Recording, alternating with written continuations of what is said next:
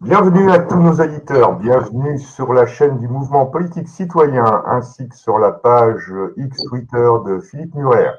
Je compte sur vous pour cliquer sur le pouce en l'air, pour partager, commenter, poser des questions sur le chat. Nous essaierons de répondre à chacune d'entre elles. S'il vous plaît, aidez-nous pour être visibles. Ce soir, nous allons parler d'agriculture française. 50 années de descente vers la quasi-disparition de ce qui fut notre force, notre richesse, triste constat. À qui la faute? Le tout-puissant marché, la PAC, l'UE et ses subventions? Quel est l'avenir pour notre pays dont nos dirigeants ont détruit par insouciance et par idéologie, par soumission, par compétence, notre souveraineté alimentaire? Nos territoires sont détruits et des familles entières de fiers agriculteurs qui ont façonné nos paysages.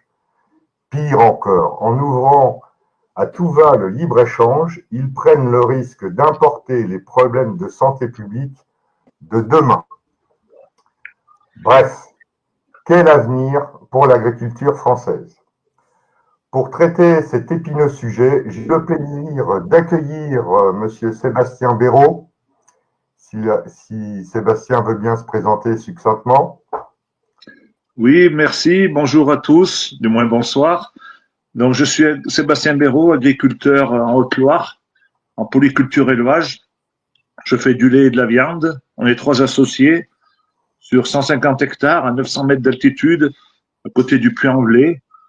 Voilà, ça fait 1 an que je connais Philippe Murer. On s'est croisés sur Toxin et depuis, on s'est jamais lâché parce on partage les mêmes idées, le même combat. Et c'est une fierté d'être à ses côtés.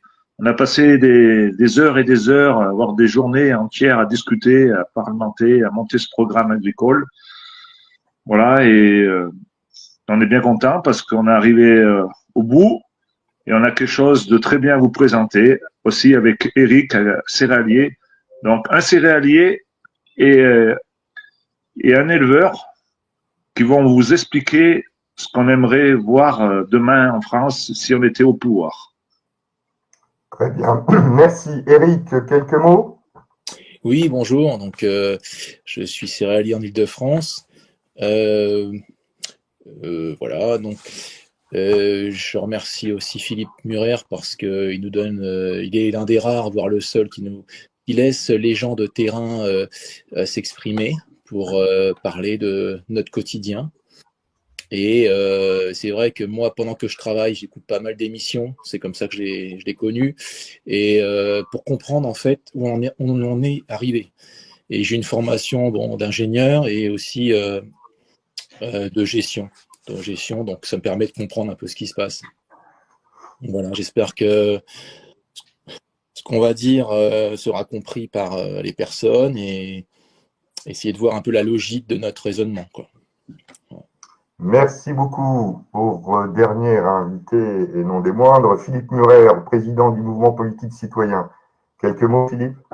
Oui, merci à tous. Merci d'être venus, aux 2 agriculteurs, d'être venus pour les commissions, pour travailler pour un projet pour sauver l'agriculture et les agriculteurs.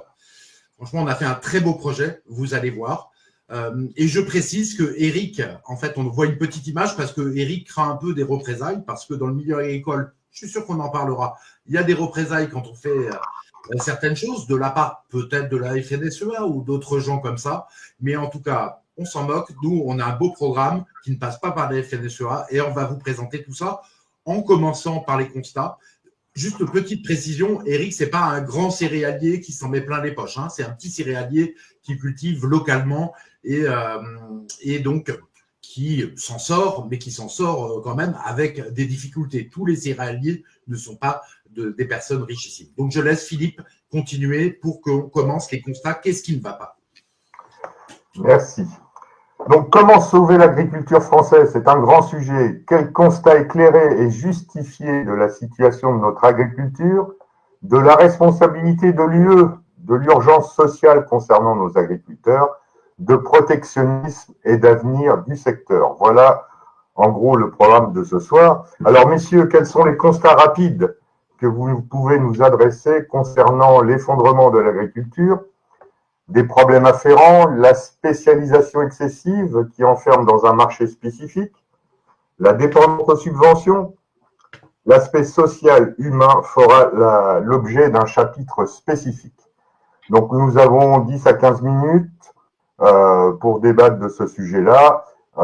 Sébastien va ouvrir le bal. Sébastien, s'il vous plaît.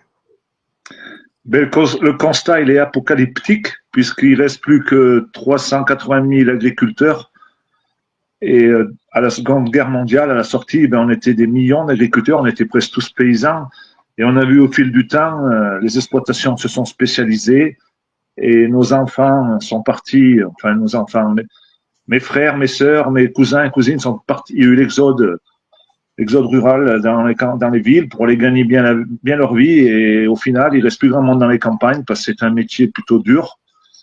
De ce côté-là, ça s'est amélioré du niveau physique. On a beaucoup de machines. Le problème, c'est que ça nous coûte très, très cher. On est endetté parce qu'on est pieds et mains liés avec l'agro-industrie, l'agroalimentaire. Et aujourd'hui, ce qui est triste, c'est qu'on subit un véritable génocide, nous les paysans, parce qu'on est la chair à canon de l'agroalimentaire, gérée par la FNSEA. La FNSEA toute puissante qui gère tout, qui gère les coopératives, qui gère les chambres d'agriculture, qui gère la SAFER, qui gère, c'est un vrai lobbyiste, qui gère l'Europe, puisqu'avec le COPA-COGECA qui réunit toutes les FNSEA de tous les pays européens, ceux qui signent les accords de libre-échange, donc en quelque sorte, ceux qui devraient nous défendre, ils sont juste là pour nous faire disparaître.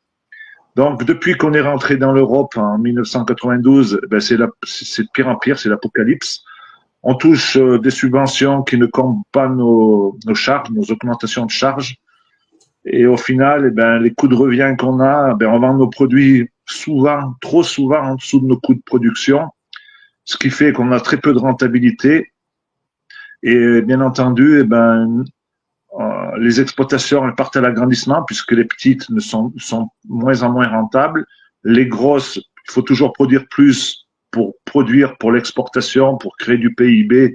Mais au final, on voit que c'est une histoire sans fin et on arrive au bout du bout puisqu'on est de moins en moins compétitif, nous la France, puisque on nous a mis en compétition d'un pays à l'autre avec cette Europe cannibale, puisqu'on n'a pas les mêmes charges sociales, environnementales, économiques, ne serait-ce qu'avec l'Espagne, l'Allemagne, l'Italie, nos plus proches voisins. Donc, à cette compétition, on a beaucoup perdu, on a trop perdu. Puis est arrivé l'euro qui a été fait sur mesure pour l'Allemagne avec le Deutsche Mark qui était fort. Voilà, toutes ces commissions de l'Europe ont souvent été gérées par des Allemands. Donc, moi, j'ai l'impression que cette Europe a été faite sur mesure pour l'Allemagne. On dirait pas que l'Allemagne a perdu la Seconde Guerre mondiale. Moi, j'ai l'impression d'être en guerre. Moi, paysan français, comme l'étaient mes grands-parents, mes grands-pères contre l'Allemagne, cette Allemagne avec van der Leyen, pour moi, c'est une nazie, donc on n'a plus rien à faire dans cette Europe. Et pour Eric et Philippe, c'est le point d'orgue, nous, de notre programme agricole. Pour appliquer notre programme, la première chose, c'est de protectionnisme, c'est remettre des frontières et sortir de l'Europe. Donc, on se rend compte que depuis qu'on est dans cette Europe, c'est de pire en pire pour le monde paysan, puisque il n'y a plus personne dans les campagnes, il y a des villages où il n'y a plus un agriculteur, et les jeunes ne veulent pas s'installer puisqu'on n'a pas de revenus. On travaille très dur, contrairement à beaucoup de métiers où ils sont en 35 heures, 5 semaines de congés payés, RTT. Nous, tout ça, on ne connaît pas. On travaille pour 4 € de l'heure. Donc, imaginez le nombre d'heures qu'il faut faire pour pouvoir sortir un salaire. Voilà, et puis on est attaqué nous, les éleveurs, on est vraiment attaqués vis-à-vis de van der Leyen parce qu'ils veulent plus d'élevage en Europe. Ils veulent que cet élevage soit remplacé par des importations du Mercosur et d'ailleurs, avec des normes, sans normes. Et ils veulent aussi remplacer notre élevage par des farines d'insectes, par des usines à intelligence artificielle pour multiplier tout ça en laboratoire. Donc, on se rend compte que nous, les paysans, le constat, il est accablant, mais la seule issue de secours qu'on voudrait nous mettre en place, c'est de vous fournir l'énergie à travers des éoliennes, la méthanisation, des champs photovoltaïques, tout ce qui n'est pas forcément notre vocation première, puisque notre vocation est de vous nourrir. Et on a l'impression que l'agriculture d'aujourd'hui, eh ben, c'est plus la vocation de nous nourrir, on est en train de perdre notre souveraineté alimentaire. Je pense qu'on a perdu, puisque 70% de l'assiette des Français, elle est importée. Donc le constat, il est catastrophique. Quand je vois qu'on a rebaptisé le ministère de l'Agriculture, le ministère de la Souveraineté Alimentaire, c'est juste foutre la gueule du monde. Quand je vois qu'il y a plus de 300 élus qui ont été tapés le cul des vaches au salon de l'agriculture, alors qu'ils en ont rien à foutre des agriculteurs, des éleveurs, des céréaliers, des maraîchers, toutes les filières sont en train de tomber les unes après les autres, parce qu'on est très très mal défendu, comme je vous l'ai dit. Et le problème des agriculteurs aussi, c'est que on n'est pas solidaire, on est divisé, c'est un peu chacun pour soi. Et malheureusement, on est en train de mourir comme les oiseaux. Les oiseaux se cachent pour mourir, mais nous, c'est un peu pareil. Notre fierté, il faudrait la mettre dans notre poche. C'est pour ça qu'il y a beaucoup de suicides. Et c'est désolant parce que c'est le plus beau des métiers pour moi. Je suis fier d'être agriculteur, mais c'est très dur d'en vivre. J'ai installé mon fils. Je me bats pour lui, tout ce que je fais sur les réseaux. Bon, si j'y croyais pas, je le ferais pas, mais voilà, c'est très très compliqué, on voit pas le bout du tunnel et j'espère qu'avec ce mouvement, on va arriver à faire quelque chose de bien et renverser la table. Merci Sébastien pour ce témoignage poignant. Éric. Oui, c'est vrai que je vais reprendre un peu ce que dit Sébastien, c'est-à-dire en relisant un peu le constat qu'on avait fait avec Philippe. Nous sommes passés d'un système de gestion équilibré par des prix, des quotas, avec des revenus corrects, à un système de gestion par des primes et des subventions. Et c'est vrai qu'on entend dire par les autres partis politiques, les autres syndicats, il faut absolument des revenus. Et parfois, on insiste sur le fait de produire plus. Et en réalité, le problème, c'est qu'on a trop de quantité. Et qu'on produit nous-mêmes, qu'on exporte, mais qu'on fait venir aussi. Donc, ça dilue le prix. Et nous, ce qu'on vise pour améliorer le revenu des agriculteurs, c'est plutôt de jouer sur la notion de prix. Et en fin de compte, ce qui nous a... l'UE, en fait, n'a pas été conçu pour les producteurs, a été conçu pour le système marchand, en fait, compte. Puisque on se rend compte un peu quand on regarde l'historique de l'Union européenne, la CE, moi j'ai ressorti un document de 1961 où on voit que c'est Walter Hallstein qui était le premier président de l'Union européenne, et lui, il était l'architecte de l'Europe sous Hitler. Mais par contre, il explique, moi j'ai traduit son texte, il explique qu'il faut éviter le protectionnisme afin de garantir l'ordre dans le commerce mondial. Il n'est plus possible de distinguer les affaires intérieures des affaires extérieures, la souveraineté ayant perdu de son importance dans les relations internationales modernes. Et donc, la solution n'est pas d'éviter le problème, mais de s'y attaquer. C'est-à-dire que ce sont des gens qui vont mettre en place une structure, un système qui va forcer l'ouverture des frontières, forcer le libéralisme. Donc, en fait, nous, on voit les effets de l'Union européenne maintenant et on s'étonne que Van der Leyen crée des accords de libre-échange. Mais en réalité, l'Union européenne a été conçue pour ça. La seule différence, c'est qu'on nous a menti, on va dire, sur le véritable objectif de l'Union européenne. Mais il a toujours été d'ouvrir les frontières et d'essayer de se mettre en rapport avec les autres pays, quoi. Et donc, le problème qu'on a aussi, ce que dit Sébastien assez souvent, c'est que les denrées alimentaires sont calquées sur la bourse. Et ça, c'est un peu une hérésie, puisque normalement, il y a un côté sacré avec l'aliment, et le mettre dans un cours de bourse, c'est quand même, il y a un côté, voilà, qui dérange, mais au-delà, ça crée une instabilité énorme. Par exemple, quand on prend le chiffre d'affaires d'un agriculteur, c'est quoi? C'est simple, c'est le prix, par exemple un céréalier, multiplié par le rendement, la quantité à l'hectare, multiplié par la surface. Si déjà vous avez votre prix qui est variable, votre rendement, il dépend du climat, et puis votre surface, vous l'avez hérité, vous l'avez acheté, donc c'est déjà cher, mais elle n'est pas extensible, à part pour les multinationales qui peuvent se l'acheter. Mais un agriculteur familial, donc il est verrouillé. Donc en fait, quelque part, il est au niveau de rien que son chiffre d'affaires, on ne parle pas des charges, l'agriculteur est déjà prisonnier de tout, quoi.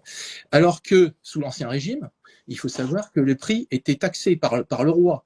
Il y a aussi eu des prix fixes. Et le système des quotas permet ça. C'est-à-dire que vous êtes bridé sur la quantité que vous produisez à l'intérieur du pays et vous avez donc un prix fixe. C'est le cas du champagne, par exemple. Champagne, actuellement, le kilo de raisin, il est largement au-delà de 5 euros le kilo. Et il n'est pas loin de 7 euros le kilo. Pourquoi? Parce que ils produisent une certaine quantité ils produisent du raisin à l'hectare, si vous voulez, par exemple 20 000 kilos, mais il n'y a que 15 000 kilos qui va servir pour le champagne. Le reste, ça part en vinaigre. Donc, voilà. Donc, il y a une préservation du prix qui est l'axe prioritaire. Et non pas le système où on est entraîné depuis le départ, qui est la quantité. Et la quantité, ça vous fait consommer des produits phyto, ça vous fait consommer de l'engrais. Mais par exemple, si on avait un prix élevé, on ne serait pas obligé de faire autant de quantité à l'hectare. On serait peut-être même incité à faire moins de rendement, parce qu'à la limite, vous usez moins la terre, et puis vous utilisez moins de phyto, quoi. En gros, c'est ça. Très bien, merci. Philippe, un commentaire plus une vision économique et politique? Oui, tout à fait. En fait, ce qu'on voit, c'est que les agriculteurs se meurent, ils le disent, et c'est pour ça qu'ils sont allés à la manifestation. L'année dernière, pendant 2-3 mois, où on a rencontré Sébastien, et Sébastien a fait entendre sa voix et a expliqué extrêmement bien les mécanismes par lesquels il meurt. Et l'agriculture française elle-même se meurt. Voilà, c'est un crime, et les gens qui font ça ont du sang sur les mains. Il faut le dire, ils ont du sang sur les mains. Parce qu'en fait, qu'est-ce qui se passe concrètement? Il y a 100 000 fermes qui ont disparu. En 10 ou 15 ans, on a 100 000 fermes qui ont disparu. Pourquoi? Parce qu'il y a des agriculteurs qui n'arrivent plus à vivre, qui finissent par vendre leurs fermes ou se suicider. C'est encore pire. On sait qu'il y en a qui se suicident et d'autres qui vendent leurs fermes, mais totalement démoralisés. Ils ne peuvent pas s'en sortir. Et puis, c'est la terre de leur père qu'ils vendent. C'est quelque chose d'extrêmement violent. Et puis, il y en a d'autres qui les rachètent. Et juste pour vous dire, moi, j'étais allé dans le Gers, dans un petit village de 2000 habitants. Et en fait, il n'y avait plus qu'une seule colline de tournesol, quoi. La colline, elle était un seul champ de tournesol. Et j'ai demandé aux habitants du village qui étaient à côté, les gens qui nous logeaient, ils disent, bah oui, avant, il y avait 65 agriculteurs il y a 30 ans. Et là, il en reste plus que 2. En fait, il y en a 2 qui ont tout racheté pour survivre, hein, en fait, et c'est des exploitations gigantesques. Donc, non seulement ça tue les agriculteurs, mais ça change à jamais les paysages, hein, parce que le paysage était beaucoup moins beau. Et c'est quoi la mécanique de tout ça? Effectivement, c'est l'Union européenne, ça, il n'y a pas de doute, même si les politiciens français font croire que c'est pas vrai, parce que l'Union européenne, c'est elle qui décide de la politique agricole commune. C'est pas la France, ça se décide à l'Union européenne. Le deuxième point, c'est l'Union européenne qui décide de toutes les règles quand on importe des céréales d'Ukraine, du poulet du Brésil, du porc d'Allemagne ou de Pologne. Tout ça, c'est l'Union européenne qui décide des droits de douane. C'est ce qu'on appelle les accords de libre-échange. Et en fait, qu'est-ce qui se passe? Avec tous ces accords de libre-échange, on va prendre un exemple très concret. Par exemple, Sébastien, il a des vaches, qu'il nourrit d'ailleurs avec ses cultures, mais il a des vaches et il fait du lait. Et de temps en temps, il les vend, je pense, comme tous les agriculteurs, pour avoir de la viande, pour vendre de la viande. Donc, ces vaches, premièrement, son lait. En fait, l'Union européenne a fait des accords de libre-échange avec la Nouvelle-Zélande, qui est hyper productive et qui a des fermes gigantesques. Donc, en fait, le prix du lait, maintenant, Leclerc peut aller acheter du lait ou Candia peut aller acheter du lait en Nouvelle-Zélande avec des droits de douane nuls, transporté par bateau sur 10 000 km. Et ce lait est un peu moins cher que le lait du Massif central. Et donc, ils mettent ça en briques. Et donc, du coup, Sébastien, il a du mal à vendre son lait. Ou alors, si on lui dit, si tu veux vendre ton lait, il faut que tu le vendes en dessous du coût de production, parce qu'il est moins cher en Nouvelle-Zélande. C'est comme ça que les accords de libre-échange tuent concrètement les agriculteurs. Le deuxième point, c'était déjà vrai même à l'échelle de l'Union européenne, parce que la Pologne, l'Allemagne sont des gros producteurs, des gros éleveurs de bovins. Donc, et ils ont des fermes beaucoup plus grandes qu'en France. Donc, pareil, le lait allemand, la viande allemande, elle se déverse chez nous. Et donc, les agriculteurs ne peuvent pas vendre ou ils doivent vendre à perte. Et d'ailleurs, quand vous êtes au restaurant, des fois, vous avez de la viande allemande ou de la viande polonaise. Et vous avez remarqué que la viande est de moins en moins bonne en restaurant en moyenne. Hein. Il y a des viandes de très mauvaise qualité qui ne sont pas bonnes pour votre santé qui rentrent. Donc, c'est très mauvais pour les agriculteurs et c'est très mauvais aussi pour notre santé, toutes ces entrées, ces importations de produits d'autres pays.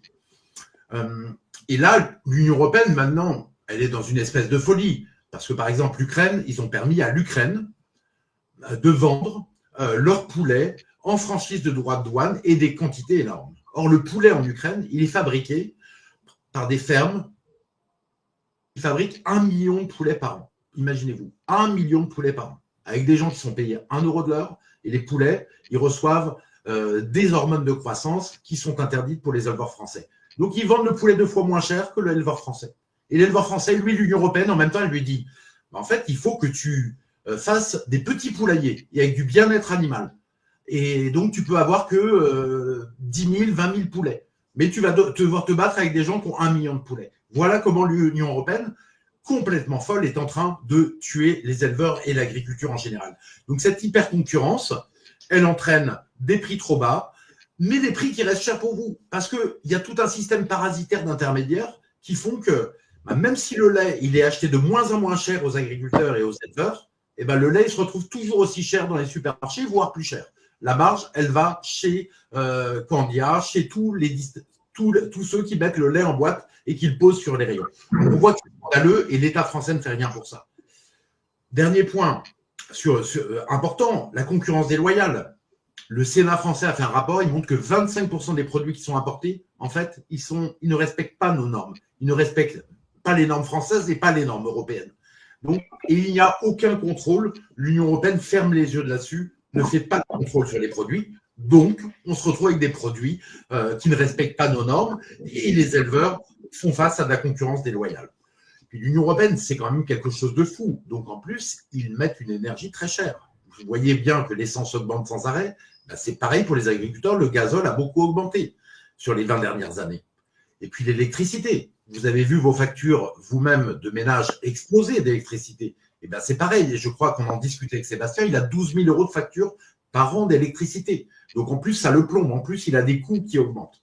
Et puis, on leur met des normes bureaucratiques complètement délirantes. Je pense que Sébastien nous en parlera avec les tracteurs AdBlue, des tracteurs très chers et des tracteurs très compliqués à entretenir, des tracteurs avec le AdBlue pour enlever l'oxyde d'azote. Et ça lui coûte cher. Et ça, il faut changer les pièces. Et puis, il faut mettre de l'AdBlue. Voilà. Et tout ça avec des aides de la PAC, de la politique agricole de l'Union européenne qui baissent sans arrêt. Elles ont baissé de 10% sur les 5 dernières années. Donc, en fait, il n'y a aucune chance que les agriculteurs, ils sont pris dans la quadrature du cercle. On leur demande de faire la quadrature du cercle. Ils n'ont aucune chance de s'en sortir dans l'Union européenne. Ils mourront dans l'Union européenne. Donc, c'est pour ça, c'est quand même une excellente raison de sortir de l'Union européenne, même si ce n'est pas la seule, parce qu'on veut voir notre agriculture vivre. Merci Philippe. Donc, vous êtes tous d'accord pour dire que l'Union européenne porte une grande part de responsabilité de ce qui arrive sur le sujet de ce soir sur l'agriculture, mais pas que. Que peut-on dire de la responsabilité de cette UE qui est non représentative, et on le voit de plus en plus dans l'actualité aujourd'hui? Que dire de la PAC, des normes souvent absurdes, de la soumission de nos gouvernants français? La question est simple, merci d'y répondre très rapidement. Faut-il sortir de la PAC? Est-ce que ça pourrait suffire? Ou faut-il simplement sortir de l'Union européenne? Si vous pouvez adresser une réponse très rapide. Sébastien. Pour ma part, oui, il faut sortir de l'Union européenne. Parce que, on le voit, depuis qu'on est dans l'Europe, eh ben, on n'est plus autonome. 70% de l'alimentation est importée. On signe des accords de libre-échange, les agriculteurs ils disparaissent. Donc on voit bien qu'il y a un sérieux problème à cause de l'Union européenne. On n'a jamais touché autant d'aides PAC dans les années 90, 2000, 2020 et on n'a jamais perdu autant d'agriculteurs. Donc c'est un système qui marche pas, qui fonctionne pas. Et pour sauver des filières, parce qu'en même temps on a perdu nos filières. On a perdu l'arboriculture, le maraîchage, puisque même le poulet, il y a plus grand monde qui fabrique du poulet en France, puisque c'est tout importé à des prix défiant toute concurrence, comme l'a dit Philippe.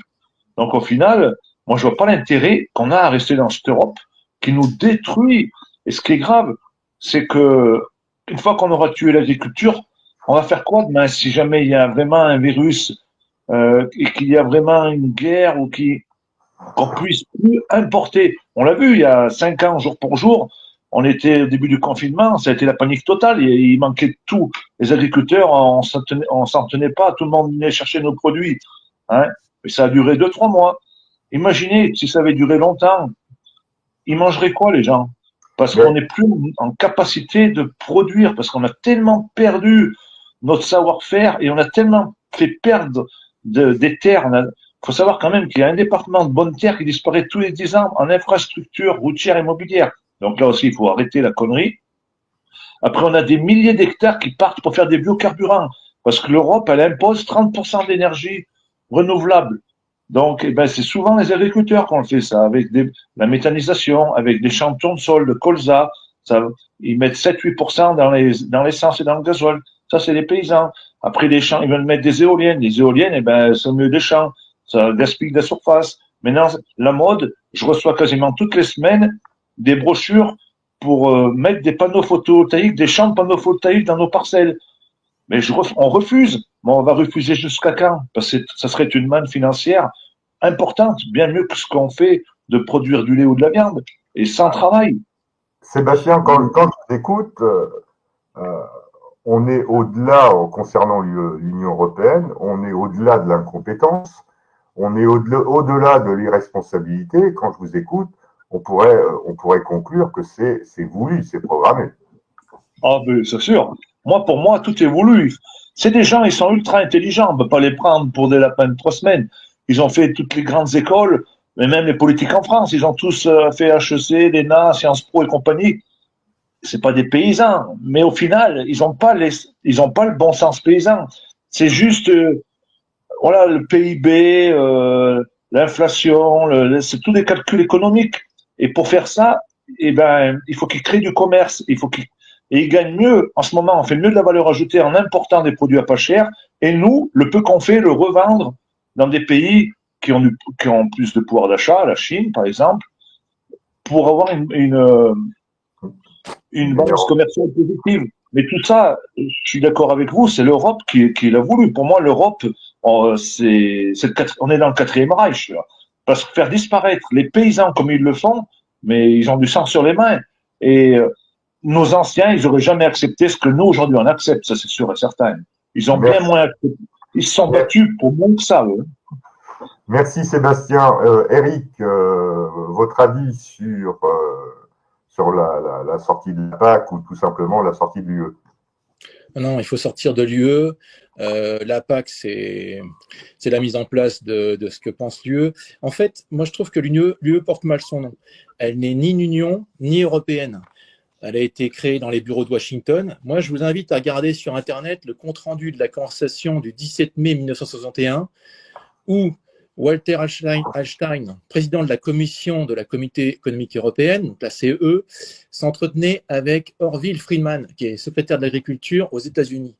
Et eux, il n'y a pas de, si vous voulez, il n'y a pas de doute quand vous lisez ça. C'est un document déclassifié du département d'État américain.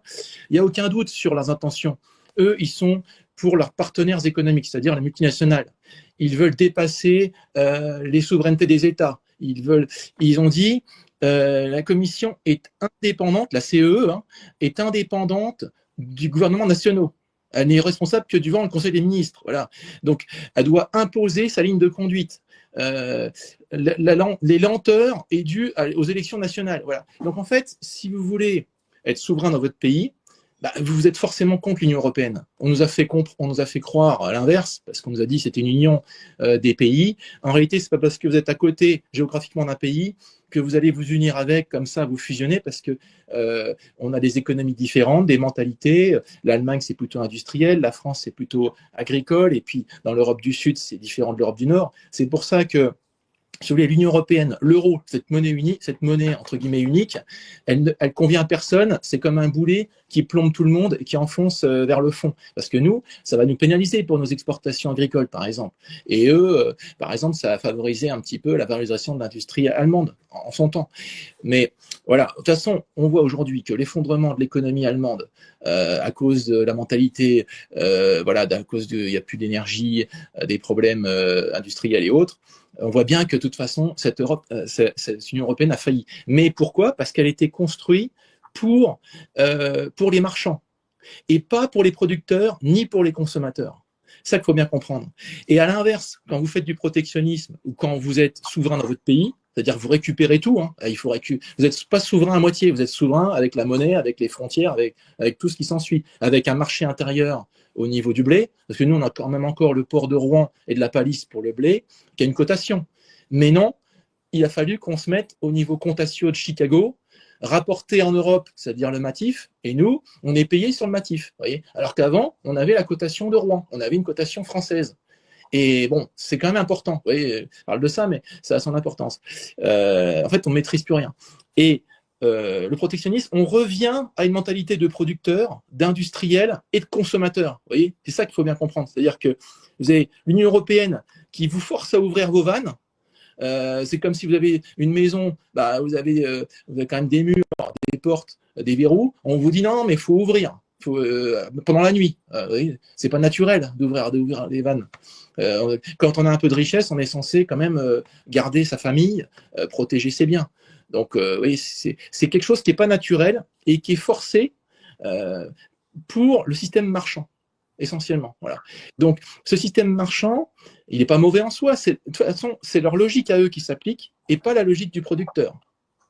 Et c'est pour ça que nous, en tant que producteurs, on ne peut pas être à l'aise dans ce système. Par contre, les gens qui sont des acheteurs, des exportateurs, des importateurs, eux, ils sont très à l'aise dans ce système. Ça leur convient parfaitement. Voyez. Donc, il y a une catégorie de gens qui est de plus en plus minime parce que tout se concentre au niveau des fusions, acquisitions et autres.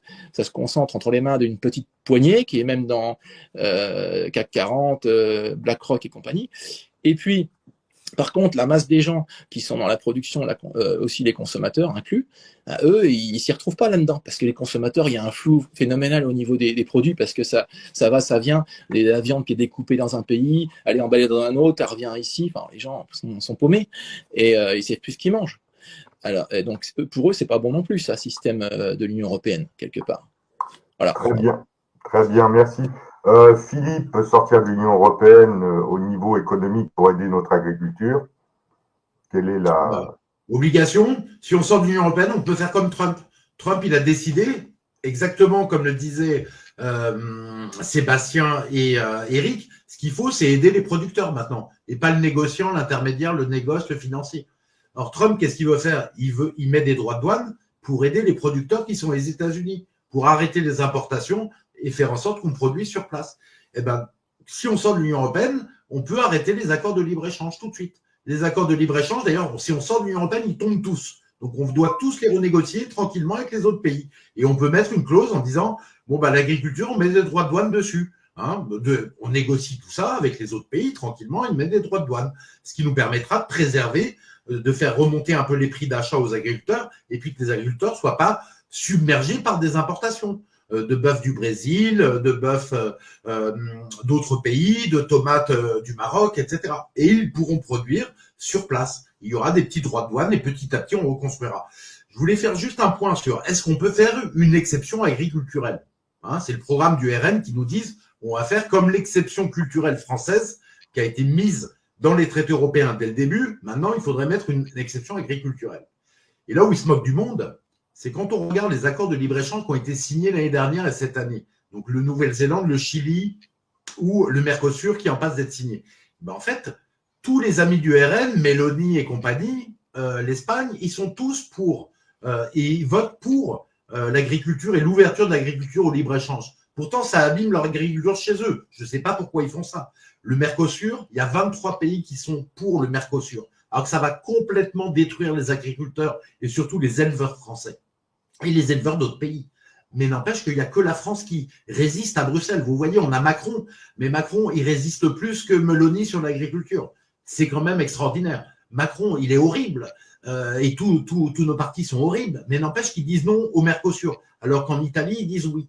Donc, il n'y a aucune chance que on a 23 pays qui veulent le Mercosur contre 4 qui ne le veulent pas. Donc, on n'a aucune chance d'avoir tous les pays qui disent bah oui, on va faire comme le veut la France, hein, on va accepter l'exception agriculturelle. Et si on voulait changer l'Union européenne de l'intérieur, eh bien, il faut l'unanimité, les 27 pays qui soient d'accord, même problème, pour dire l'agriculture revient aux États. Et si on fait un rapport de force, ben, même problème, parce que le rapport de force, on a 23 pays contre nous, et on est 3 ou 4 à vouloir sauver l'agriculture de notre pays. C'est comme ça, c'est la règle et c'est la règle du jeu. Donc la sortie de l'Union européenne est obligatoire, c'est elle qui nous permettra de faire du protectionnisme intelligent, de faire cesser la concurrence déloyale et de faire tout ce qu'il faut pour sauver nos agriculteurs. Très bien, merci. Un volet sur l'urgence sociale concernant nos agriculteurs. On peut le dire hein, sans aucune retenue, cette UE qui pousse des agriculteurs à la mort économique, à la mort par suicide, je suis désolé, mais il faut employer les mots, c'est franchement dégueulasse. Cette caste a des morts sur la conscience, voire du sang sur les mains, comme l'a dit à juste titre Philippe tout à l'heure.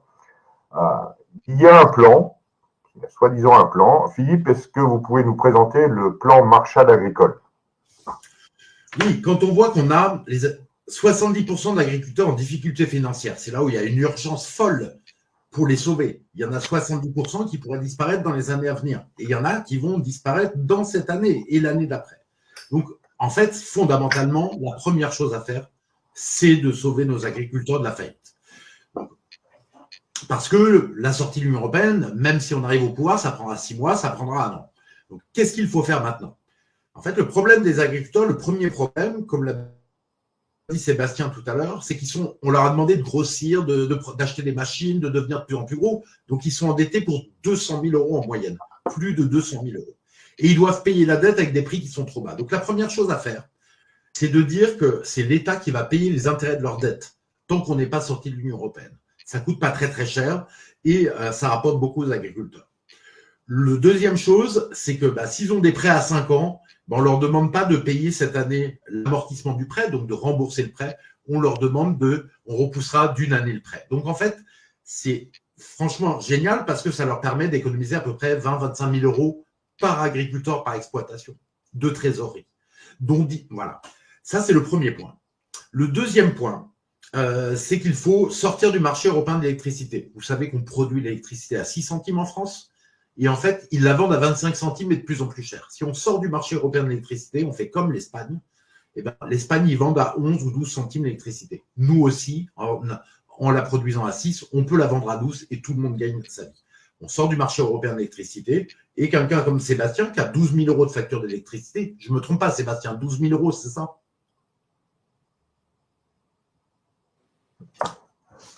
Ah. 2 000 euros par mois, 24 000. Ah, 24 000. Ah oui, c'est encore pire que ce que je pensais. Eh bien, vous voyez, en divisant par 2, c'est 12 000 euros. Donc, Sébastien, il pourra vivre alors qu'en ce moment, il est en train d'enfoncer sa ferme dans les dettes. Deuxième chose, on peut aussi baisser le gazole agricole de 20 centimes pour leur donner, tout ça pour leur donner un bol d'air et les sauver à court terme. En fait, on a tout un plan Marshall. Ce plan Marshall, sur les dettes, sur la sortie du marché européen de l'électricité, sur le gazole, il permet d'économiser 30 000 euros de trésorerie par an pour les agriculteurs. Donc, ça les sauve. Et deuxième point, ça leur permet de gagner pratiquement 800 ou 900 euros de plus par mois pour chaque agriculteur. Voilà. C'est comme ça qu'on peut les sauver à court terme. On en a absolument besoin. Évidemment que ça ne concernera pas les agriculteurs qui gagnent depuis 3 années des fortunes parce que ce sont des grands du Champagne, des grands viticulteurs qui gagnent énormément d'argent. Ça, c'est pour 90-95% des agriculteurs, ceux qui sont en difficulté financière. Et il faut ce plan Marshall. Très bien. Sébastien, Eric, une réaction sur ce plan? Qu'en pensez-vous? Oui, on a beaucoup discuté sur ce plan, on est d'accord. Mais moi, je pense qu'il faut qu'on aille encore plus loin. Il faut qu'on arrive à sortir l'agriculture de la bourse. C'est pas normal que nos produits agricoles ils soient basés en fonction de la bourse à Chicago. C'est complètement utopique. Il y en a qui jouent à la roulette russe sur du blé, qui connaissent même pas ce que c'est du blé. Et voilà. Et nous, les paysans, on transpire, on travaille beaucoup pour essayer d'avoir des bonnes récoltes. En plus, avec la météo qu'on a, c'est pas évident. Et il suffit qu'il y ait une bonne récolte dans un pays comme l'Ukraine ou la Russie, et nous, notre blé, il va perdre 30 ou 40% parce que la bourse, il aura baissé. Donc, c'est complètement fou. En fait, il faudrait changer complètement le système. Il faudrait on peut comprendre qu'il y a des gens qui ont de l'argent, qui veulent jouer à la bourse pour gagner de l'argent. Ce qui est triste, c'est de gagner de l'argent sur le dos des paysans qui nourrissent les gens et qui crèvent. Donc, si les gens ils veulent gagner, s'ils veulent investir, ce serait mieux qu'ils investissent, mais qu'ils nous aident financièrement, pourquoi pas, qui mettent la main à la poche et qu'on produise des produits que eux ils veulent. S'il faut moins de pesticides et moins d'herbicides, ok, on peut le comprendre. Donc, il faut essayer de trouver une nouvelle économie en partenariat avec les consommateurs. Et au lieu qu'ils mettent cet argent dans la bourse, qu'ils la mettent dans l'agriculture ou dans d'autres. Voilà, là, on nous parle beaucoup d'économie de guerre, qu'il faut mettre de l'argent pour la guerre. C'est complètement fou. Commençons par mettre de l'argent pour nourrir les Français, puisqu'on est en train de, on va bientôt plus pouvoir les nourrir parce qu'on n'est plus en capacité de les nourrir. Il restera bientôt plus d'agriculteurs parce qu'il y a à peu près 35 à 40% des agriculteurs qui arrivent à la retraite d'ici peu, d'ici 5-6 ans, avec le baby boom. Donc, à un moment donné, ces exploitations elles vont être de plus en plus grosses, mais ça va pas, comme je vous l'ai expliqué tout à l'heure, ça va pas être pour vous nourrir, ça va pas être pour faire des fruits et légumes, ça va être pour faire du blé ou faire de l'énergie, faire des biocarburants, mais ça va pas être là pour vous nourrir. Donc, tout cet agrandissement, c'est à fond perdu. Il faut revenir en arrière. Les exploitations comme moi, si on avait les moyens, on pourrait prendre un salarié, voire 2 salariés. L'agriculture, on est source de main-d'œuvre. Je suis sûr que du jour au lendemain, on peut, chaque agriculteur, on peut prendre un salarié. C'est pas normal qu'on travaille 90 heures par semaine, sans congé, et encore pour finir au bout d'une corde. Donc, voilà, il faut vachement aller vite. Moi, j'espère que le système économique, financier, tout ça va tout s'écrouler, qu'on va pouvoir repartir de zéro. Et en sortant de la bourse, en sortant de l'agriculture de la bourse, voilà, il faut faire comme ils faisaient nos anciens, retrouver de la solidarité, peut-être se servir de l'intelligence artificielle, mais pas trop. Il faut retrouver du bon sens, le bon sens paysan. Comme on disait tout à l'heure, Philippe, arrêter de nous faire travailler avec du matériel haut de gamme, avec de l'informatique de partout, avec des capteurs partout. Alors ça marche pas l'agriculture. Quand vous êtes dans la poussière, quand vous êtes dans le fumier, c'est pas une voiture, un tracteur. Donc ça nous coûte énormément cher parce que c'est des normes, des capteurs partout. Et en plus, maintenant avec des tracteurs à des Blue, il y a qu'en Europe qu'on voit ça. Vous allez en Russie, vous allez en Inde, vous allez au Brésil, c'est pas des tracteurs à des Blue, ils sont neufs comme les nôtres. Nous, ça nous coûte 30 000 euros à l'achat et aux alentours de 1 500 euros par an en carburant et en frais d'entretien. Donc tout ça, c'est des charges qu'on pourrait très facilement se passer, surtout que sur l'environnement, je pense pas que ce soit ça qui fasse la différence. Donc il y a un coup de balai à faire énorme, mais voilà, c'est pour le moment on nous parle que de guerre, parce que je pense que c'est juste pour faire peur aux gens, pour qu'ils sortent de la tête haute, Macron, parce qu'il voit bien que le système dans lequel on est, le système financier économique, il est prêt à capituler. C'est dans toute l'Europe.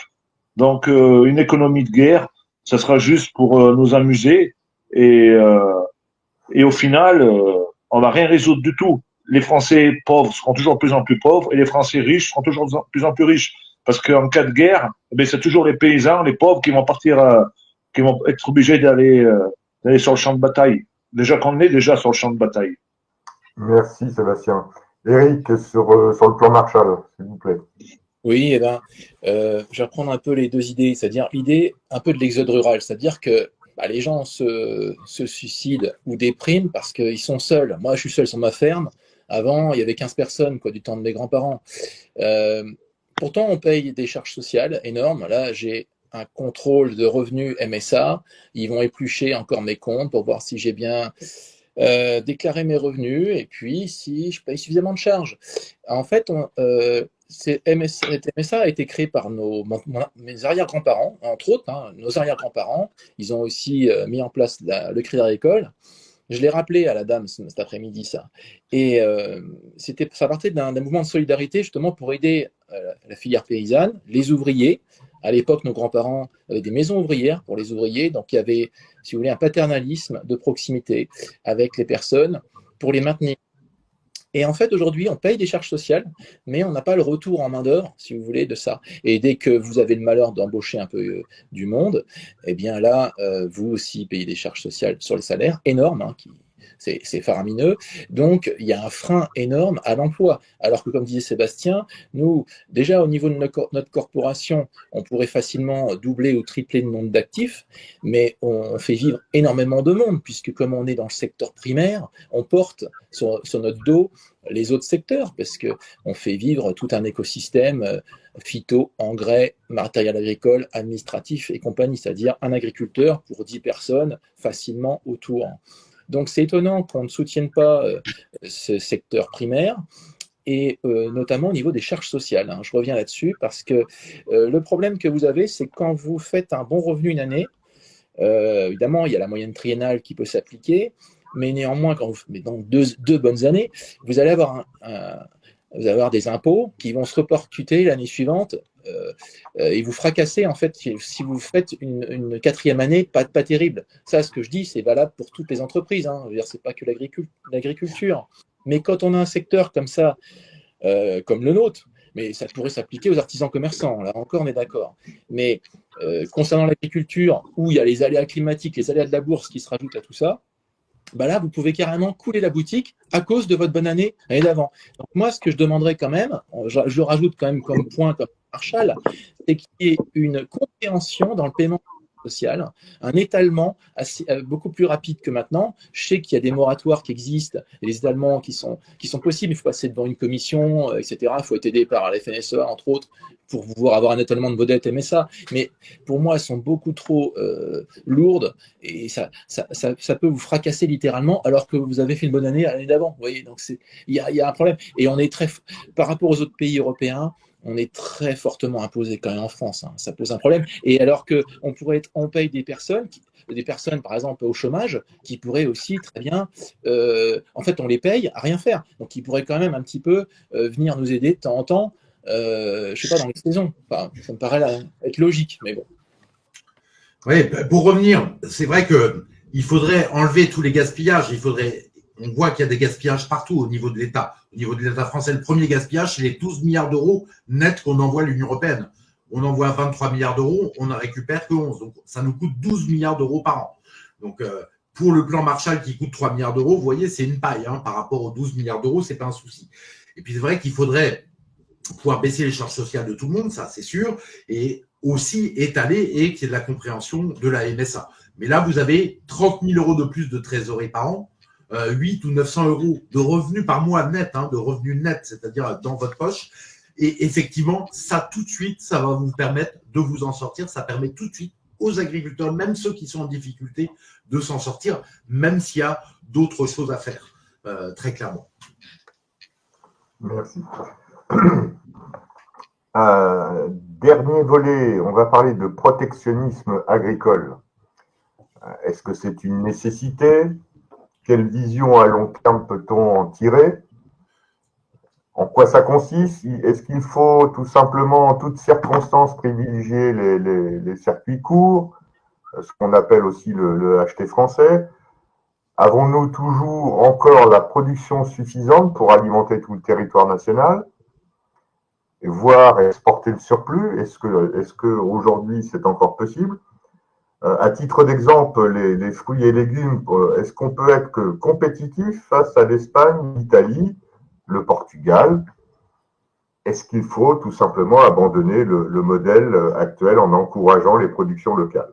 Si vous avez chacun d'entre vous une mesure clé rapidement à nous proposer. Ah non, certainement pas. Il ne faut certainement pas abandonner. Et justement, il faut des droits de douane parce que sinon, avec l'Espagne, on ne va pas s'en sortir, c'est clair. Il faut des droits de douane avec le Maroc parce que le Maroc exporte de plus en plus de tomates. Hein. Ils sont même encore plus productifs que l'Espagne. Ça, c'est fondamental. Et ça, c'est la sortie de l'Union européenne qui le permet parce qu'on renégocie les accords de libre-échange. On se met d'accord pour que chaque pays s'y retrouve, hein, qu'on ait un équilibre de la balance commerciale en ce qu'on exporte et ce qu'on importe. Et ça permet aux agriculteurs français, petit à petit, de reproduire de plus en plus de légumes, de plus en plus de vaches et de plus en plus de lait. Je donne un exemple, par exemple. Sébastien, il a un problème, c'est que comme il y a trop d'accords de libre-échange, il y a trop de lait qui rentre en France, ça fait pression sur les prix, il vend son lait pas cher. S'il y a un protectionnisme intelligent, ça sera le producteur français d'abord. Et donc, il n'y aura plus cette pression sur les prix. Les prix vont remonter et Sébastien, il aura probablement même plus besoin de subventions agricoles parce que les prix seront remontés assez bien. Je crois qu'il nous dira combien on lui paye son lait, combien vous payez votre litre de lait. Mais il sera assez bien payé, je crois que c'est 35 centimes. Si on lui en donne quelques centimes de plus, eh ben, il commence à vivre. Ils vivent 5-6 centimes de plus et ils vivent à peu près correctement. Donc vous voyez, et il faut réduire en même temps, il faut que l'État français réduise la marge des oligopoles. On verra, on a une solution pour le sujet en cassant les oligopoles en plusieurs parties. Parce qu'en fait, on a 3 marques de lait en France quasiment. Il y a 3 grands producteurs, 3 grandes coopératives qui exploitent le lait et elles font les prix qu'elles veulent aux agriculteurs. Elles vous le vendent le prix qu'elles veulent. Elles augmentent leur marge pendant que les agriculteurs s'en sortent pas. Donc le protectionnisme agricole, c'est essentiel. Et d'ailleurs, vous voyez bien, Trump, il fait la même chose sur l'industrie et c'est bien pour ça. C'est son programme principal sur l'industrie. D'abord des droits de douane pour pouvoir favoriser les producteurs et faire en sorte que la richesse revienne sur le territoire. Sébastien, une mesure clé qui pourrait être rapidement mise en place? Je suis d'accord avec Philippe, le protectionnisme et des grosses taxes sur les produits qu'on n'a pas besoin. Il faut mettre le modèle suisse. En Suisse, ils importent ce qu'ils ont besoin. Et ce qu'ils n'ont pas besoin, ils mettent des grosses taxes. Il faut que nos produits, au final, ils soient compétitifs, mais il faut que l'éleveur, il s'y retrouve. Par exemple, nous, on est toujours en retard à peu près de 10 centimes. Quand on nous le payait 30 centimes, il nous fallait 40 centimes. Aujourd'hui, on nous le paye 45, mais il nous faudrait 55, 60. Parce que, à côté de ça, on a le matériel qui est, en l'espace de 10 ans, qui a multiplié par 2. Un tracteur, ça a multiplié par 2. Une charrue, un semoir, ça a tout multiplié par 2 depuis le Covid, en l'espace de 4-5 ans. La main-d'œuvre, je vous en parle même pas. Moi, le mécano qui est né chez moi en 2016, il travaillait à 40 € de l'heure. Hein, maintenant, ils sont à 70 € de l'heure. Vous imaginez? Et c'est vite passé une heure. Les fermages aussi, ils n'arrêtent pas d'augmenter. L'électricité, le GNR, il a un petit peu baissé, mais on n'est pas à l'abri qu'il réaugmente avec les tensions géopolitiques qu'il y a. Voilà. Ça serait tellement simple que ce soit l'agriculteur qui fasse ses factures, parce qu'il faut savoir que c'est pas nous qui fait notre facture. C'est le système industriel, c'est la FNSEA qui gère tout ça, et ils nous donnent ce qu'on a envie, ce qu'ils peuvent, mais pas ce qu'on a envie, justement, ce qu'ils veulent, parce qu'eux, il faut qu'ils gagnent bien leur vie, parce que toutes ces coopératives, tout ce monde qui parasite autour de l'agriculture, ça fait vivre le groupe Avril, et la tête du groupe Avril, c'est Rousseau. Donc Rousseau, avec ce groupe Avril, il gagnera autant d'argent en faisant venir du lait des agneaux de Nouvelle-Zélande, du lait de Nouvelle-Zélande ou de la viande du Brésil. C'est ça qu'il faut comprendre. Donc, le patron de la FNSEA, il faut bien le comprendre. Hein, et c'est pour ça qu'on dit qu'il faut démanteler la FNSEA. Voilà, ça on a oublié de le dire. Nous, on veut démanteler la FNSEA. Parce qu'en démantelant la FNSEA, on va démanteler tout le système para-agricole. Mais tout. Et c'est ça qui nous tue. Maintenant, comme le dit Philippe, il ne reste plus que 3 grands groupes laitiers en France. Donc, ils ont le monopole. Et en même temps, normalement, ils n'ont même pas le droit de s'entendre sur le prix. Ils s'entendent sur les prix au moins 10 ans, jamais au plus 10 ans, au moins 10 ans. Donc, ça sera la rareté qui fera remonter le prix. Et voilà, ce qui est complètement fou, c'est qu'il y a 3 semaines de ça, là, au Salon de l'Agriculture à Paris, qui a été le pays hôte? Vous ne savez pas à qui on a déroulé le tapis rouge? On a déroulé le tapis rouge au Maroc. Le Maroc qui nous envahit de tomates. Donc aujourd'hui, on a quasiment plus de producteurs de tomates en France. Il faut le savoir. Parce que c'est plus rentable. C'est impossible que vous soyez capable de produire des tomates au prix du Maroc. Donc à un moment donné, en plus des tomates pleines de pesticides et compagnie, qui vous donnent le cancer. Donc il faut que le consommateur il prenne conscience que l'alimentation elle a un coût, elle a un prix. Mais bien souvent, des produits importés pas chers, ils sont trop chers parce que ils ont vraiment pollué l'atmosphère pour les amener. Comment voulez-vous qu'on nous parle d'écologie et en même temps on fait venir de l'agneau de Nouvelle-Zélande? Il va passer 15 jours sur un paquebot, donc déjà la viande elle est sous plastique gazéifié. Et après on nous dit ouais il faut que les maisons de retraite par chez nous on fournisse l'alimentation locale. Sauf qu'un gigot d'agneau de Haute-Loire, il sera jamais compétitif avec un gigot d'agneau de Nouvelle-Zélande. Donc, quand vous avez le cuisinier de la maison de retraite qui doit faire 4 repas pour 3 €, C'est impossible avec du local. Donc, tous ces politiques, là, tous ces guignols qui vous disent consommer local, c'est impossible parce que ça coûte trop cher. Et qu'est-ce qu'ils font, eux, dans les grandes cuisines, dans les grands hôpitaux, tout ça, dans la cuisine pour les écoles? Eh ben, vu qu'il faut de l'alimentation à pas cher, eh ben, ils prennent de l'alimentation importée. Et en même temps, ils nous disent consommer local. Donc, si on joue pas sur les taxes aux frontières et si on joue pas sur la TVA sociale, nous, nos produits de proximité, ils devraient être à TVA zéro pour que le prix répercuté au consommateur, il soit compétitif. Et puis, bien entendu, la marge est liée dans la filière. Quand vous faites les courses, sur 100 euros de courses de produits agricoles, il n'y a que 7 euros qui viennent dans la poche du paysan. Donc, imaginez les 93 euros, c'est qui passent. Eh bien, ils passent chez l'industriel du groupe Avril, donc la FNSEA, et les grandes surfaces. Donc, au final, qui c'est qui se fait voler? C'est les producteurs et les consommateurs. Donc, il faut remettre tout à plat. C'est un travail de fou qu'il faut faire. Donc, Macron, là, depuis quelques années, avec la FNSEA, il nous amuse avec la loi Egalim 1, la loi Egalim 2. Là, de nouveau, là, il vient de sortir une nouvelle loi d'orientation. Sauf que tout ça, ça peut pas marcher dans un marché, ça peut pas marcher dans un marché ultralibéral où les industriels et les grandes surfaces, elles sont cotées en bourse. Donc, cotées en bourse, ça veut dire qu'il faut qu'ils fassent un maximum de profit pour que les actionnaires, ils se soient rentables d'aller acheter des actions chez eux. C'est tout con. Il n'y a pas besoin d'avoir fait des grandes études pour comprendre ça. Moi, paysan de base, je le comprends. Donc, tant qu'ils seront cotés en bourse, eh ben, on n'y arrivera pas. Il faut casser ce système boursier et remettre du bon sens paysan. De toute façon, là, on est en train d'user tous nos jokers parce qu'il viendra un jour, et j'espère pas le voir, mais il y aura la famine. C'est obligé. Parce que ce système, là, il va arriver à bout de souffle à un moment donné. Quand tu n'auras pas forcément assez d'argent, de liquidité sur le marché, les actionnaires, tout ça, ça va pas tenir autant longtemps que ça a tenu. Donc, à un moment donné, il y aura plus les producteurs en face, il y aura plus d'importation. Vous allez manger quoi dans les villes? Parce qu'encore dans les campagnes, on arrivera tant bien que mal à se nourrir. Mais dans les villes, quand on voit Paris avec 15 millions d'habitants, ça fait peur. Ça fait peur parce que même autour, je me bats avec un agriculteur pour sauver 70 hectares de terre à 30 km de Paris, même pas des 70 hectares, les dernières terres, qui veulent faire une prison. Donc, vous voyez bien que le système est complètement corrompu, parce que pourtant, il y aurait suffisamment de zones à désaffecter dans Paris, mais ça coûte trop cher, ça. Donc, aller acheter les terres aux agriculteurs en les expropriant, c'est pas cher. Donc, il y a tout à changer.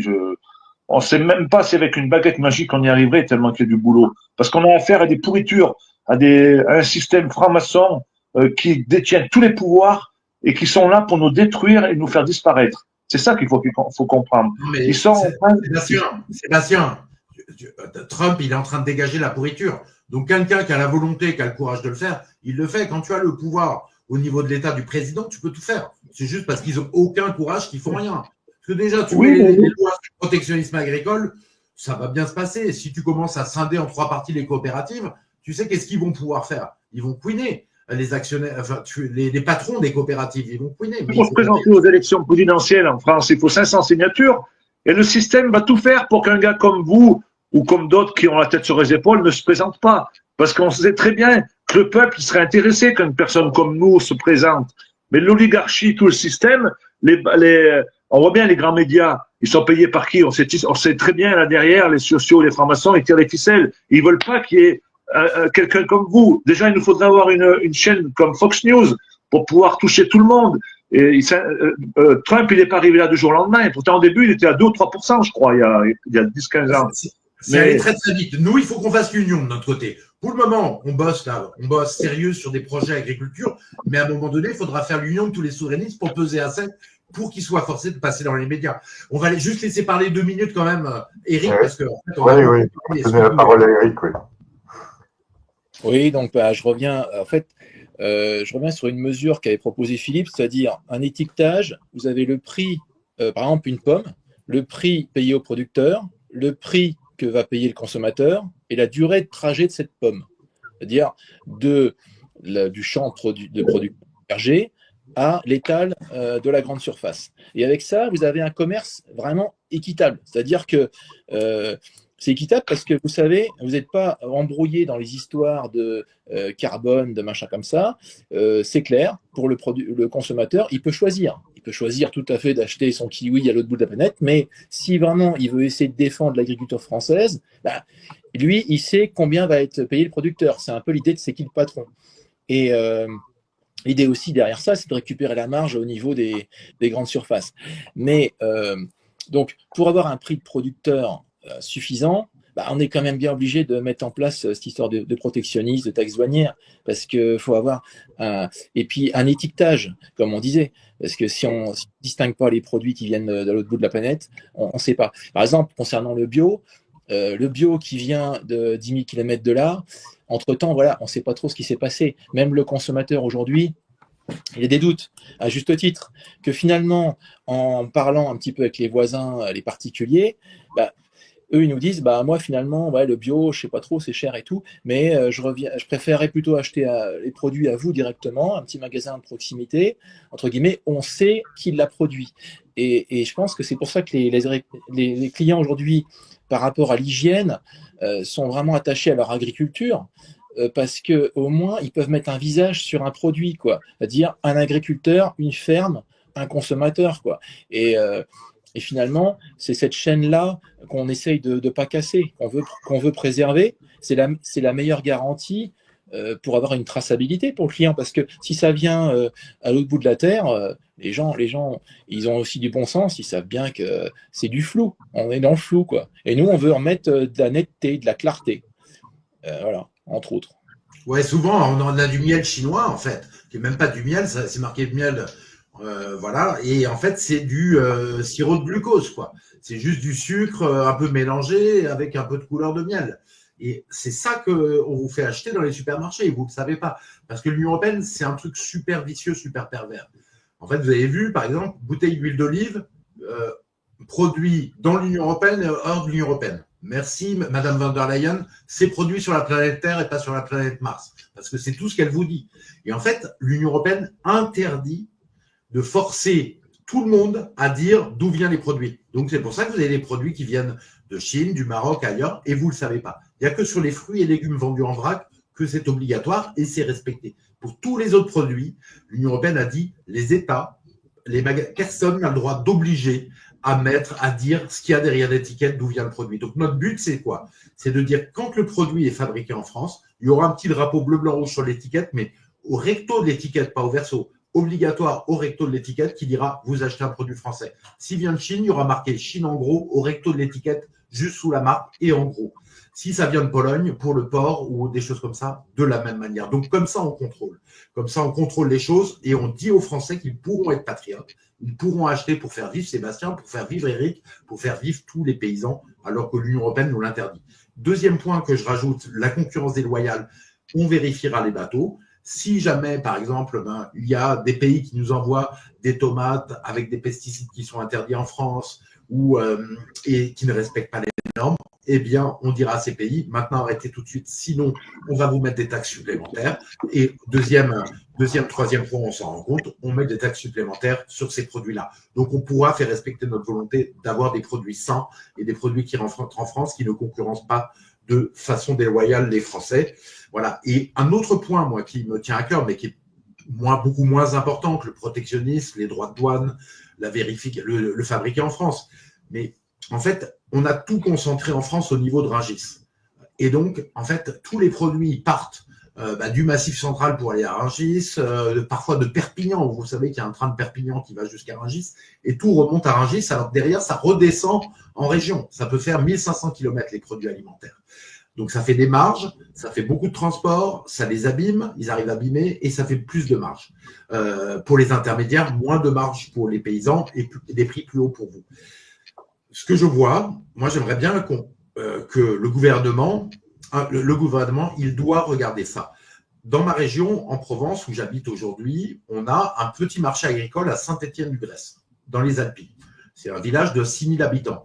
Et là, il y a 200 paysans qui viennent toutes les semaines rencontrer quelques centaines d'épiciers du coin. Et les épiciers du coin peuvent acheter directement à l'agriculteur. Et ils vendent dans les épiceries, donc des produits faits sur place, Donc, circuit ultra court, pas d'intermédiaire. Le paysan, il gagne bien sa vie. Et le commerçant, il peut vous vendre quasiment au prix de la grande surface des produits faits en France de qualité. Je ne sais pas ce que vous en pensez, mais moi, je trouve ça génial, quoi. Oui, très, très, très bonne mesure. Eh bien, écoutez, ça fait maintenant un peu plus d'une heure que nous sommes ensemble. Je vais vous poser quelques questions de nos auditeurs. Une question très sympa de Joseph qui demande quelles actions concrètes nous, citoyens français, pouvons-nous faire ou mettre en œuvre pour vous aider, vous, agriculteurs? Hormis, bien sûr, consommer localement. Question sympa. Partagez le live. Très bien.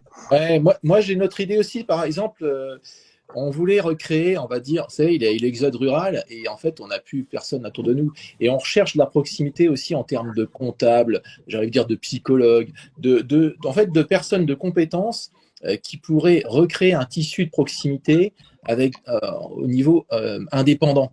Vous voyez, par exemple, aujourd'hui, la plupart des gens sont embauchés dans des grosses entreprises et nous, on fait face aussi à ces grosses entreprises. Mais en réalité, on préfère travailler des petits négoces locaux ou des petits mécaniciens locaux. Et puis même, on parlait des suicides, pourquoi pas avoir un réseau de psychologues spécialisés dans l'agriculture. Et moi, je trouve qu'on pourrait faire revenir les métiers qui sont dans les villes, dans les campagnes, parce qu'il y a un besoin et on pourrait recréer un écosystème avec les différents métiers. Je sais pas. Ouais, moi, je suis tout à fait d'accord. Il faut faire marcher. Alors, il faut déjà acheter des produits locaux, des produits à vos paysans le plus près possible, en circuit le plus court possible, pas acheter en grande surface. Ça, c'est l'idéal pour vous. Tout ce que vous pouvez faire là-dessus, c'est très bien. C'est pas forcément simple, toujours trivial, hein, si vous travaillez beaucoup, mais il faut le faire. Ça, vous aidez vraiment les paysans. Et puis, allez même pour toutes les choses. Allez chez votre petit garagiste et pas chez le grand garage, la grande chaîne de garage, Peugeot, Renault, etc. Allez chez votre petit garagiste. En plus, vous en sortirez toujours mieux parce que vous aurez une relation de proximité. Et puis, la dernière chose, c'est partager le live, partager sur les réseaux sociaux, faites de la politique parce que à court terme, vous pouvez les aider, mais pour les sauver vraiment, il faudra faire de la politique. Peut-être qu'on n'y arrivera pas à les urnes, peut-être qu'il faudra faire une insurrection en France. Hein. S'ils bloquent tout, Macron, etc., s'ils veulent truquer le système, ça passera par une insurrection. Le but, c'est de le faire pacifiquement au départ, en partageant un message politique commun, en montrant qu'il y a des solutions, parce que ça, c'est important. Montrer aux gens qu'on n'est pas mort. Il y a des solutions pour sauver à court terme les agriculteurs et à moyen terme. Tout ça, c'est pas mort. C'est mort si vous êtes défaitistes. Sinon, il y a des solutions. On y arrivera et choisissez les personnes politiques qui vous défendent vraiment et pas les gens qui, finalement, vous tirent toujours dans le dos. Très bien. Je voulais rajouter une petite chose concernant les personnes. Eh bien, c'est l'agribashing. Vous savez, l'agribashing, c'est en critique. En fait, c'est les médias qui ont entretenu ça, c'est-à-dire en disant, par exemple, sur les céréaliers, nous sommes, qui ne sont pas bio la plupart du temps, nous sommes des pollueurs, etc. Et ça, je pense qu'il faut. Nous, on a intérêt à avoir plus de contact avec les citoyens pour expliquer ce qu'on fait. Et les citoyens ont intérêt à aussi savoir réellement ce qui se passe dans les champs. Et c'est recréer ce lien, ce dialogue avec les personnes, nos voisins, en fait. Bon, moi, je fais partie d'une petite association d'entrepreneurs locaux. Donc, en fait, on se réunit tous les mois autour en fait, d'un thème qui est le métier d'un des adhérents. Et une fois, on a expliqué, nous, avec 3 agriculteurs, aux autres personnes, la réalité de notre métier, quoi. Donc, c'est de retrouver un dialogue, d'aller voir son voisin agriculteur et lui poser des questions sur son métier. Tiens, qu'est-ce que tu fais en ce moment tes champs? Vous voyez, sans a priori, parce que dans les médias, il y a un lavage de cerveau qui nous diabolise, si vous voulez. Et en réalité, ça participe aussi un peu à l'extinction du monde paysan, dans la tête des gens, déjà, alors qu'en fin de compte, on est partenaire. Et nous, on a intérêt aussi à écouter la demande des gens. Et si, par exemple, on parlait de prix, le prix, mettons, je fais une simulation a été le double, bah peut-être qu'on n'aurait pas besoin de faire des rendements, on ferait le rendement qu'il y a dans l'année et on mettrait moins d'engrais, moins de produits chimiques. Et du coup, avec une notion de prix vraiment défendue, eh ben on pourrait défendre aussi l'hygiène du produit et aussi de faire un partenariat avec le consommateur, comme ça. Donc, vous voyez, on rétablit un peu toute la logique des choses, comme ça. Très bien. Une dernière petite question pour rassurer un peu tous nos auditeurs. La question est la suivante, hein, c'est une question posée par Pierre. Avec les mesures de protectionnisme, est-ce que le consommateur paiera plus? Non. En fait, il ne va pas payer plus. Pourquoi? Parce que, en fait, déjà, vous savez, ça joue à quelques centimes. Si vous payez le lait à Sébastien, quand la coopérative paye 35 centimes le litre, hein, le lait, c'est le lait qui est vendu à plus d'1 € maintenant en supermarché. C'est pas parce que vous payez 3 centimes de plus ou 5 centimes de plus à Sébastien que vous allez payer votre lait plus cher. Deuxième point, il y aura tout un travail. C'est vrai que c'est une réflexion à avoir. Pourquoi pas mettre la TVA à 0 sur les produits de première nécessité alimentaire pour faire baisser les prix, ce qui permettra vraiment même de faire baisser les prix plutôt que et de ne pas les faire monter du tout. Et puis derrière, il y aura tout un travail sur les marges pour que les coopératives arrêtent de s'en mettre plein les poches, parce que les coopératives, elles font des milliards d'euros de résultats dans ce système. Tout le monde s'en met plein les poches, sauf les consommateurs et sauf les agriculteurs. Donc là, on pourra s'en sortir et avec des produits plus sains. On a peu parlé d'écologie, mais je vais juste dire un mot. On n'aura pas d'agriculture écologique si on n'a pas d'agriculteurs. Donc la priorité aujourd'hui, c'est de sauver les agriculteurs français qui font plutôt un meilleur boulot qu'ailleurs. Pour l'écologie, une fois qu'on aura un modèle agricole où on aura fait renaître l'agriculture française, on pourra tendre vers un modèle écologique respectant l'environnement. On a toutes les capacités de le faire. Mais simplement, il faut qu'ils aient des prix pour le faire. Parce que vous ne pouvez pas demander aux agriculteurs d'aller faire un truc super écologique pendant qu'on leur paye des clopinettes pour leurs produits et qu'ils perdent déjà de l'argent en faisant des produits naturels. Un dernier point, le bio, ça s'effondre. C'est-à-dire, les France Inter, France Info qui vous ont dit « Ouais, il faut faire du bio, ça va être génial, acheter bio ». Disons les choses, posons-les sur la table. Les gens n'ont plus d'argent pour acheter bio. Le bio, ça a baissé de 20% en 2 ans et demi. Et les agriculteurs bio se cassent la gueule parce que les gens, ils n'ont pas l'argent pour acheter du bio, en fait, et donc plus personne n'en sort dans ce système. Donc c'est pour ça qu'il faut changer le système du sol au plafond pour sauver les agriculteurs et sauver l'environnement en même temps. Très bien, messieurs, merci beaucoup.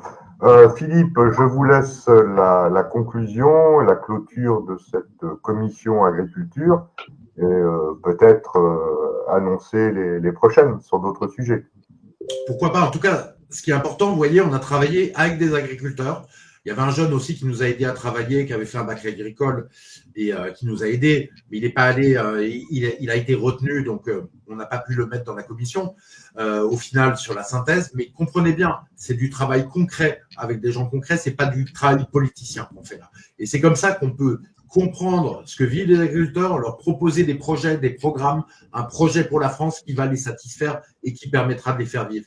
Et on fait ça avec des citoyens au mouvement politique citoyen, donc avec des agriculteurs. D'ailleurs, un adhérent du mouvement politique citoyen qui m'a contacté en disant qu'il voulait faire le travail. Il y en a eu d'autres d'ailleurs qui nous ont proposé et on a lu leurs notes et on les a intégrés du mouvement politique citoyen. D'ailleurs, on était plus de 2000 en direct, ce qui est pas mal du tout en direct, c'est très joli. 2000 personnes en direct sur l'émission, que ce soit sur YouTube et sur Twitter. On a des enseignants aussi qui ont travaillé avec nous. On va pouvoir montrer le programme pour relever l'enseignement. On a des policiers. On va montrer le programme sécurité qu'on a fait avec les policiers. On a des économistes pour dire comment on relève notre économie française. Donc voilà. Et je vous le dis, nous, ce qu'on veut, c'est faire un projet pour la France, écrire un livre. Dans quelques mois, il sortira. Le projet des Français pour sauver la France. Parce que ce n'est pas les politiciens qui vous sauveront. Ce n'est pas les politiciens professionnels, c'est vous qui vous sauverez. Donc, on sortira ce livre, il sera gratuit en PDF et en même temps, on le distribuera à quelques euros le moins cher possible pour que vous puissiez le passer, pour que vous puissiez dire à votre voisin, la France n'est pas morte. Si on a envie, on peut se sortir des problèmes. Voilà, donc c'est tout le projet du mouvement politique citoyen. Et je vous le dis aux auditeurs, aidez-nous, adhérez au parti. Ça coûte que 5 euros, c'est pas votre argent qu'on en veut, c'est 5 euros la cotisation minimale. En fait, parce que c'est vous qui nous aidez à peser, c'est vous qui nous aidez à grossir, c'est vous qui nous aidez à agir. Ça se passe sur mouvementpolitiquecitoyen.fr et vous êtes les bienvenus avec nous pour élaborer le programme, faire passer les idées, se battre ensemble pour enfin sauver notre pays. Parce que là, la déprime, ça suffit. L'ambiance de dépression, on n'en peut plus. Maintenant, on se relève, on se bat et on va foutre dehors tous ces politiciens qui ont foutu la France par terre.